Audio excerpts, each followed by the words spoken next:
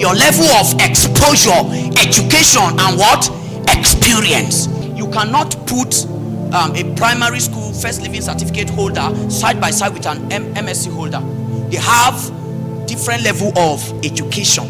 Now, somebody who grew up in Lagos is not same as the person that grew up in your village, the heart of your village. It's exposure. There are things that you get exposed to. This thing affects mindset. The mindset of a Lagosian is different from an average person in Bida.